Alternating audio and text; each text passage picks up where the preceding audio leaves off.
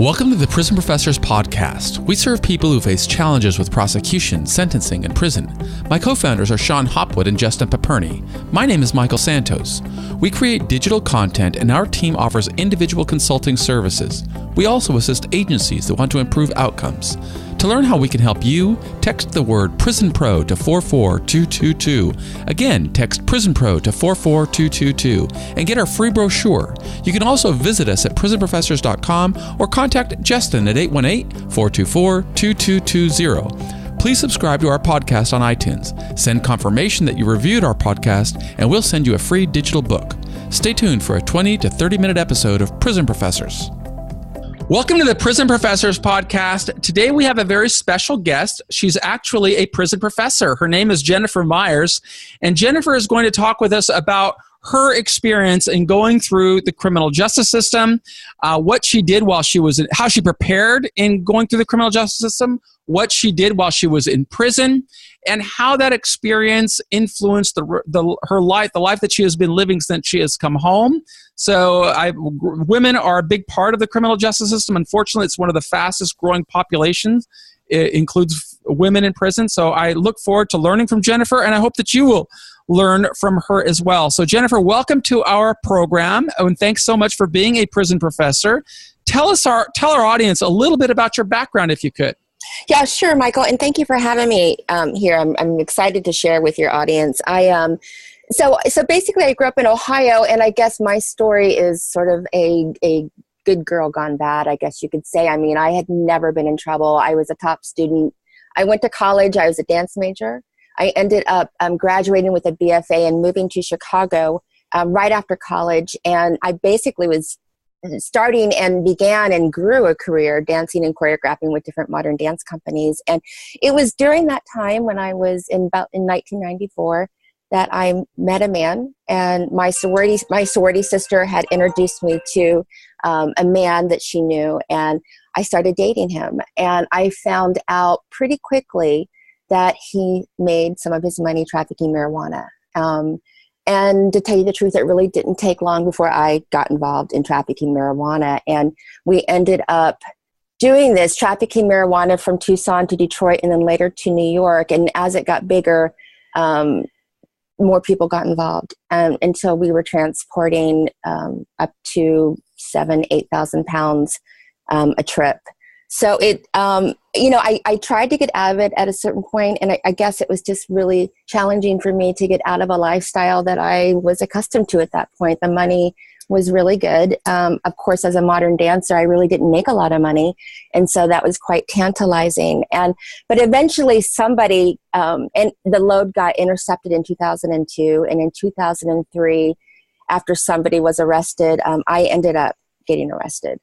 You're not, of course, the first woman who was brought into criminal activity through love, and it's a shame when that happens because it is just a difficult situation that people are in love and they don't realize that how easily what one person is doing can lead into other people getting wrapped up into the crime and into the criminal justice system. I've known men who described wives and girlfriends that were locked in prison because they answered a phone call and passed along a message. So it's really easy to happen. And, thankfully you have been able to emerge from that with your dignity intact and able to lead a life of relevance and meaning and contribution. But before we get to that, Jennifer, why don't you tell us a little bit about what happened when you found out that you were the target of a criminal investigation? How did you respond to that? Well, when I found out that the load had been intercepted and somebody had been arrested, I remember getting the phone call and literally I was stunned.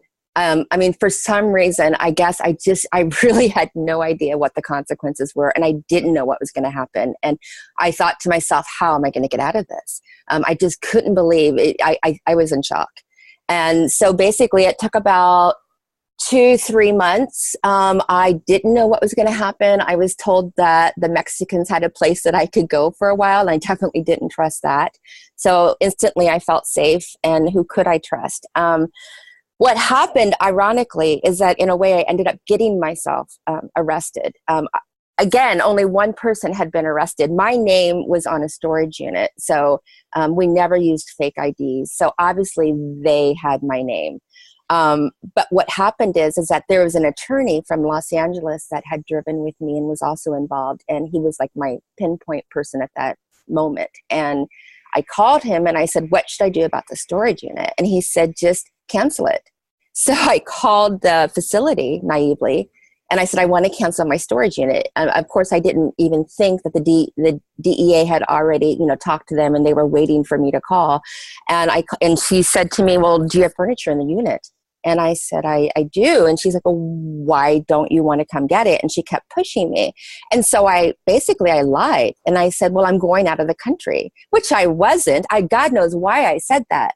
So the next day, the DEA and the feds came to the office where I worked. I was working in real estate and arrested me and took me downtown to the MCI to a holding facility. So a lady who is a college graduate, a dancer, professional dancer, in love with somebody trafficking in drugs, finds herself locked inside of a federal detention center. Give us your impression of what that was like. It was horrifying.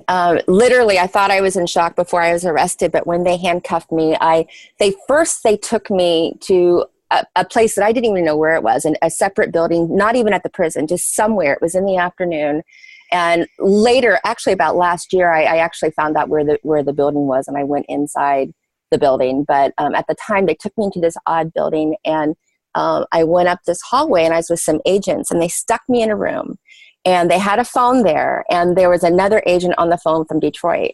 And he threatened me and basically saying, hey, all your friends are talking, you're going to talk to me. So they wanted me instantly to cooperate, and they were trying to scare me, and I was scared. I was totally frightened, but I knew it was not the right thing to do. I didn't believe him, and I said, I think I need an attorney.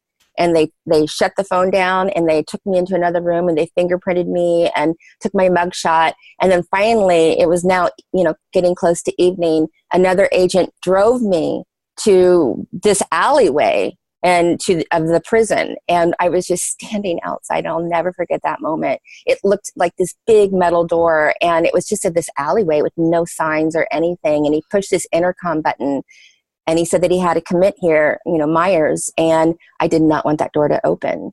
And when it did, it was like bright lights. She took my clothes away. I immediately was locked in a cell. And then I kept getting transported from one cell to one holding point to another room to another cell with more women. I didn't even know where it was. And then I got to tell you, when we finally got upstairs, and the first time I was beside a prisoner was in the elevator. And I remember I looked at this guy because I'd never seen somebody up close before in handcuffs. And the agent said, don't look at him, look at the wall. And, look at the wall. And that was when I started really realizing how this was going to go down. And they took me up to the floor, and the male agent that was with me at that point, or officer, he said, okay, this is the crazy floor. And I looked at him, and I could hear the noise from outside the door. And we opened the room, and women are everywhere. They're running, they're laughing, they're screaming, they're playing cards. There was so much chaos. And he just left me. And it was honestly, it was terrifying. And the women, though, they were so nice to me.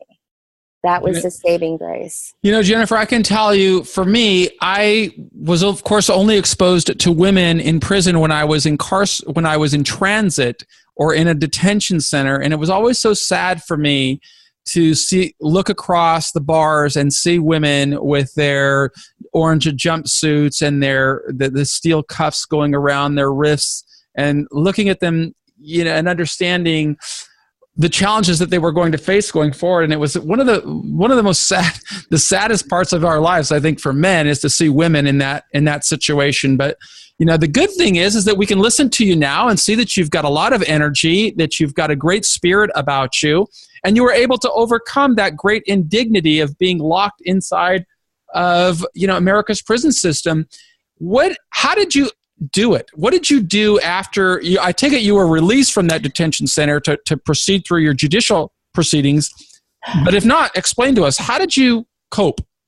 Yeah, no, I actually was. I mean, it took 2 days for me to get released. The prosecutor argued that I was going to flee the country, which of course I wasn't. So I had to gather, letters from friends and family, and so I was finally released on house arrest. And I think for me, and this is a big part of my story of why I think I was also so affected and wanting to make a difference when I was released from prison, is because it took 2.5 years for me to get sentenced.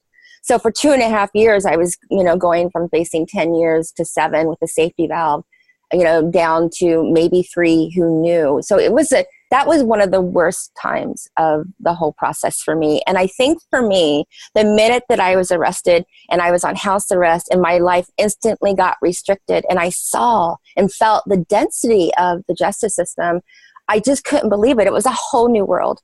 You brought something up. I'm sorry to interrupt you, but sure, I want to point something out to people that may not understand what Jennifer is talking about, because she mentioned a legal term called the safety valve.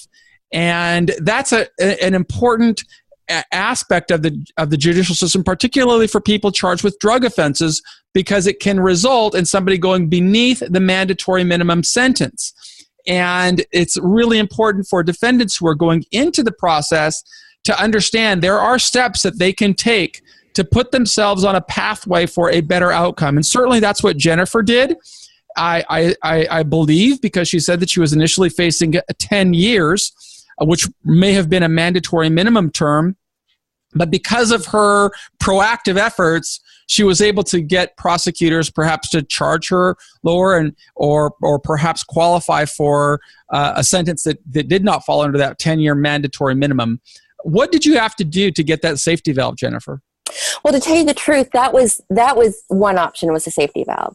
And then eventually at another point, what happened in my case, and it was a little bit dramatic, but my ex-boyfriend, who I wasn't with when we were arrested, but it was just me and another person that were arrested in Detroit, and I was not cooperating. And I had a really good attorney, and he said, Jen, everybody cooperates, and my hands are pretty tied except for the safety valve. And I thought I wouldn't survive 7 years, but I said, I'm not cooperating. And but at a certain point, what happened is that my ex-boyfriend turned himself in and started cooperating with the government and wearing a wiretap. And he turned himself in with another man that I used to drive with. And so at that point, my attorney knew. He said, if somebody's cooperating, they know everything. And he's like, Jen, everybody is starting to cooperate. If you don't cooperate, you're going to lose out. And so I ended up cooperating. Everybody did. And thank God I did, because my ex-boyfriend had turned himself in. Besides cooperating, there's something else that we need to talk with our listeners about, and that's about the real struggle that Jennifer faced during that 2.5-year judicial process. A lot of times, people think it's better to get a bond and get out, but as I understood from Jennifer, that period of time of 2.5 years was the worst time, because she's dealing with the unknown. She doesn't know what she's going to face, and it was almost like she was serving time in prison, but the time didn't count. Had she been in prison, at least that 2.5 years would have counted toward her sentence, and probably could have gotten on and advanced her life sooner. It's not the situation for everybody. That's always the best case to get out on bond, but sometimes it is, sometimes it isn't. It's just important to realize that when you are out on bond, your life is really locked in struggle, because it's difficult to get traction. You can't get a job. You can't really take on credit. You can't really participate as a meaningful member of society, because you've got this terrible, terrible sword hanging across your neck, swinging back and forth, and you never know what it's going to result in. As you look back, Jennifer, at those 2.5 years that you spent on bond, do you think it was a good decision for you to be out on bond, or would you have preferred, in retrospect, to say, God, I should have just stayed in, because it was just time that could have been counted for me?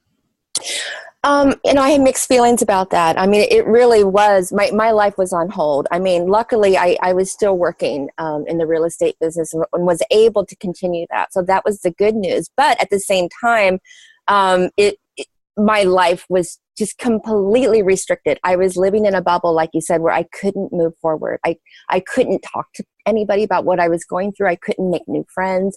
There was nothing that felt productive about my time waiting to be sentenced. And there was nothing productive, in my opinion, about this idea. Like, some people want to keep pushing their sentencing date, begging their attorney, let's wait, let's prolong it. Let's prolong it. And I don't see any benefit in that. Period. Definitely not. So what did you do to prepare once you've decided to cooperate with the government and you eventually got your sentence? Tell us what the sentence was like and how you wrapped your mind around serving a period of time in a federal prison. Yeah, I think in the beginning, before I was sentenced, even up until the sentencing date, and we all went, my family came, my closest friends came and supported me. And of course, it was in Detroit. I had to fly to Detroit for many court appearances. I just didn't believe I was going to go to prison, naively. And but she gave me 3 years. And it was so interesting because I think we were told by somebody in the courtroom, I forget, the court reporter said this, but they said that basically before the judge even came into the room, she walked by and whispered to somebody, I'm giving her 3 years. I mean, like, she already knew. I don't even know why we went through the whole process. But I was stunned. And I the next day I was moving my belongings into a property that my boyfriend at the time and I had renovated. And I was moving all my belongings into this property for how long? Waiting to, oh my God, when am I going to get my letter to surrender? And I just didn't know when that letter was coming. And I waited and I waited. And what I did immediately when I got moved and I got on my computer and I started researching, I was desperate for information. And what I came up with is I found, literally at the time, there were only 2 people doing good consulting work, prison consultants. And one was Alan Nellis, I think, and the other one was David Novak. And I contacted him, and he sounded so normal and he was educated. And he said, you know what? I'll meet you in LA. And so he met me, we had coffee. And the minute I met him and sat down with him, I could take a breath.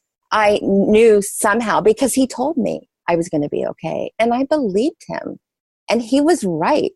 And I don't know what I would have done without having him by my side. Yeah, I remember reading David Novak. I was in prison at the time that he got out of prison and wrote that pamphlet. I think it was called...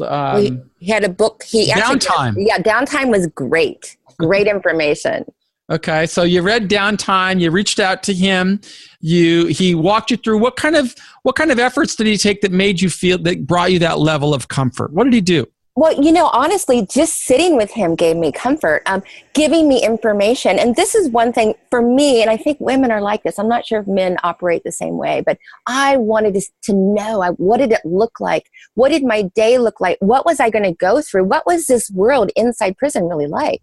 And so he was able, I had pages of questions, and he answered every question that I had.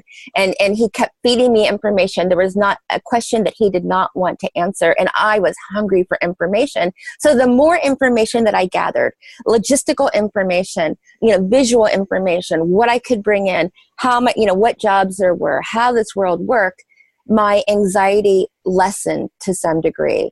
What to do to prepare to go in, how to break down my life. How do you break down your life? And he kept reminding me, Jen, you're not dying. You're only going away, but you're not dying. And that gave me some sense of peace. But, I got all my information together. I found out that I needed a pinpoint person. I got, my bills together, my finances. I realized I had to pay to be incarcerated. All of these things that I had no idea about. He gave me this. He was my lifeline. It's so important to learn what we are going to face in the future, to build confidence and to restore that sense of, I can get through this. There's an American writer, he wrote a line that says, the oldest and strongest emotion of mankind is fear, and the oldest and strongest kind of fear is fear of the unknown. Mm-hmm. And it is certainly what anybody experiencing the criminal justice system goes through. Fortunately, now with the advancement of the internet and social media, there's an abundance of information that I hope will restore confidence for people who are going in it. They can listen to inspiring stories like Jennifer is giving us right now that shows Yes, it's difficult. Yes, it's a struggle. Yes, it's hard to be separated from the people we love and the people who love us, but there's always a pathway through. And we can learn that pathway by listening to experts like Jennifer Myers, who is a prison professor and now does, we recommend women who are going into the prison system contact somebody like Jennifer so they can learn what's coming and what are the best practices to prepare and to get through the journey successfully. Jennifer, how did your preparations influence your journey while you were in a women's prison?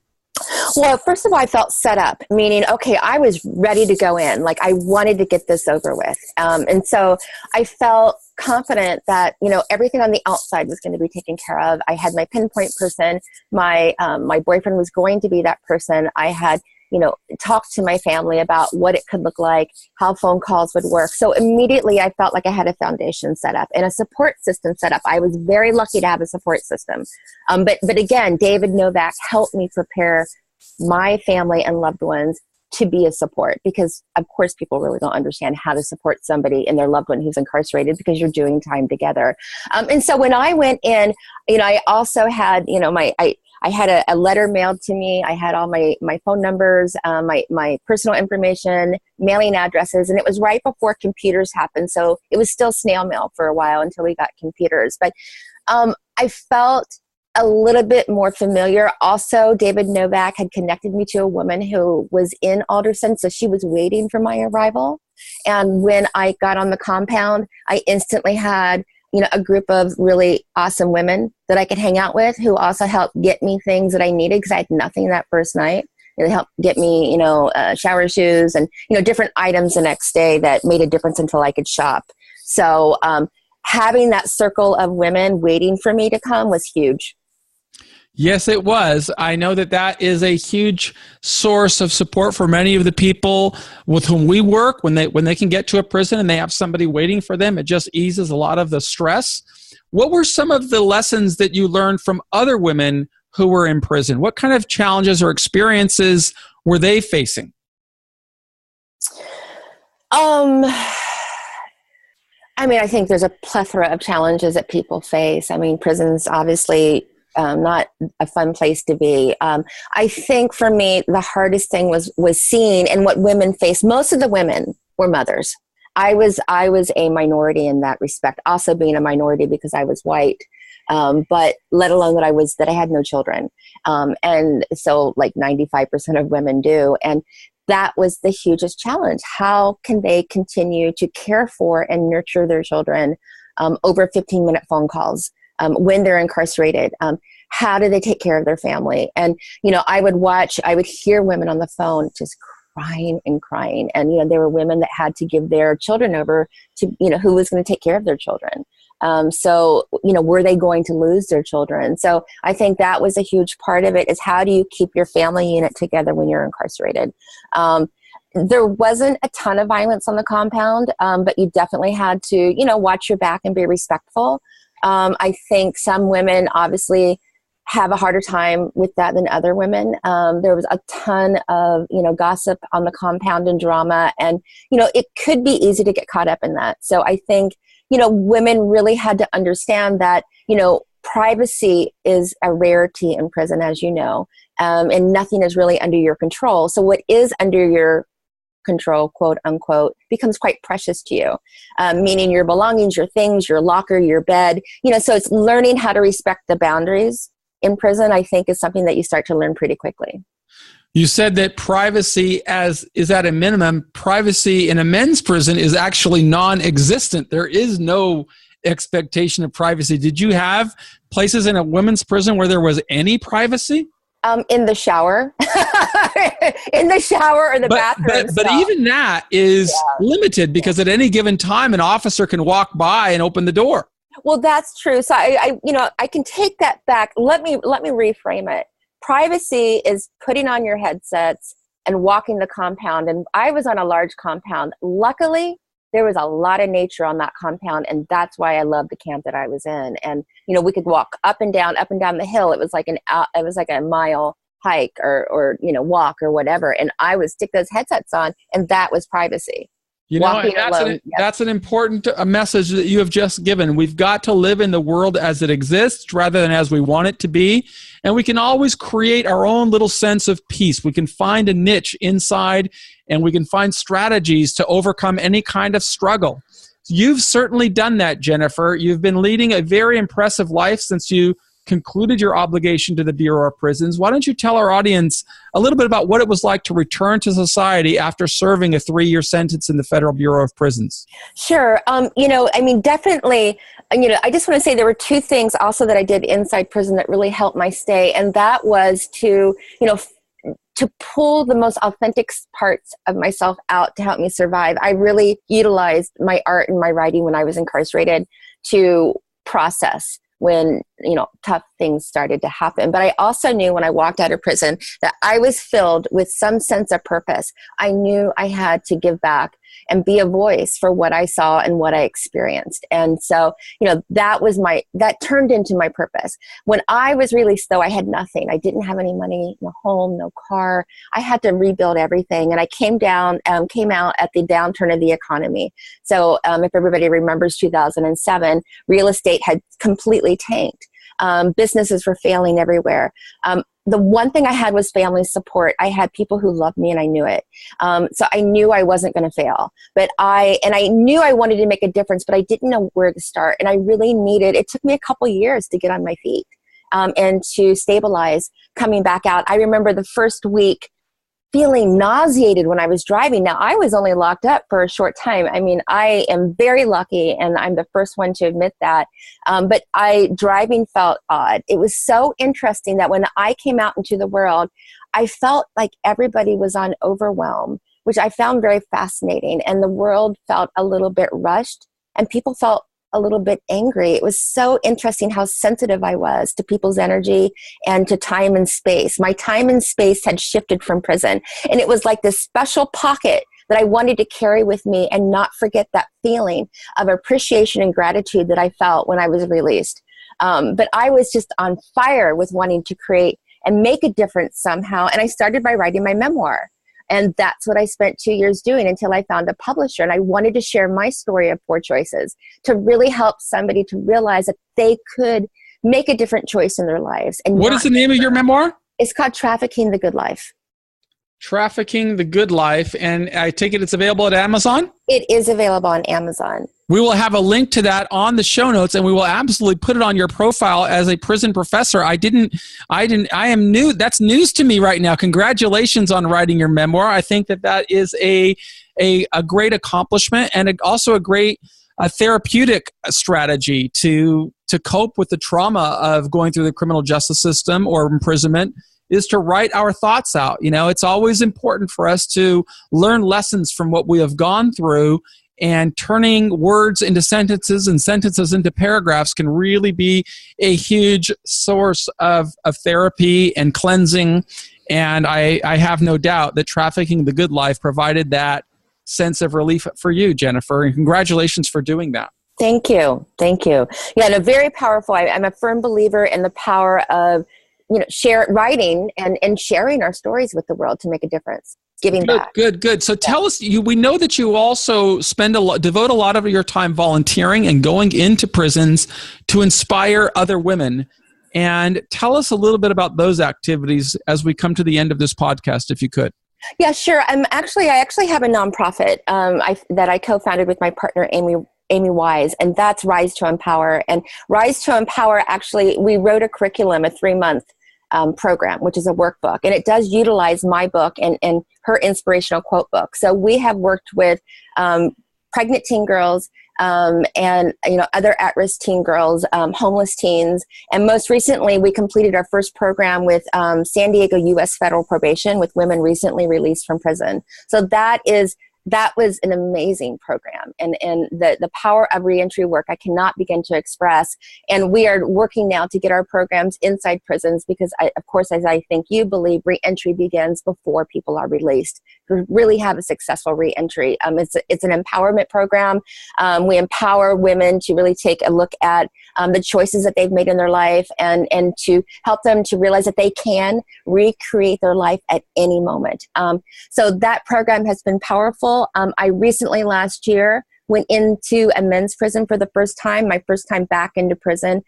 This work has deeply touched my heart. I work at Donovan Correctional, going in as a volunteer. I helped produce the first TEDx inside of a prison in San Diego, and we are now going in twice a week, getting ready to produce the second TEDx inside of that prison. And these men, most who are lifers, therefore one choice they made, sometimes as a juvie, these men are doing the work that we work with, and they have big open hearts, and I am touched by the work. Well, that is a great sense of social purpose, inspiring people who are living without hope. And I want you to know that we are grateful to you for helping us inspire people who are living without hope. We use this program to get inside to every state prison in California, into the Bureau of Prisons, and also into the New York City Department of Corrections. So thank you very much, Jennifer, for giving us this message that regardless of what challenges you've faced in the past, we can learn from people who have gone through it before, and we can recognize that the decisions we're making today can put us on a pathway to more success. So we've come to the end of this Prison Professors podcast, and I would really appreciate, Jennifer, if you have any final last words for our audience to share those with the group before we close off today. Well, I think for me, the biggest takeaway that I have through the whole experience is that, adversity does create magic in our lives. And it's really important for us to realize that we can take any experience that we experience in our lives and turn it into something creative and passionate to give back to the world. And that is my biggest piece of advice, and I really, really hope that if somebody has found themselves wrapped up in the criminal justice system, that they reach out, that there is support here with Prison Professors, with the work that I do, with the work that you do, that it's just so invaluable to reach out to somebody and to take that support that's offered. It will make a difference. Well, we have got a great team here that includes women who have gone through the system, that includes prison wardens, probation officers, of course, my partners, Justin Paperny and Sean Hopwood. And we do hope that people find that same source of inspiration that Jennifer found in working with David Novak. And if they don't have the if they don't want to talk to anybody, they could still get that inspiration just by listening to stories as Jennifer just shared with us. I am Michael with prisonprofessors.com, and I want to thank you for listening to this podcast. If you want more information on our work, we encourage you to visit our website or text the word Prison Pro to 44222, and you will see how the different ways that we can help you. If you want to connect with Jennifer, please visit prisonprofessors.com, check on our prison professors, and you will see her pretty picture and her expertise. And thank you again. We'll be back tomorrow with another inspiring guest.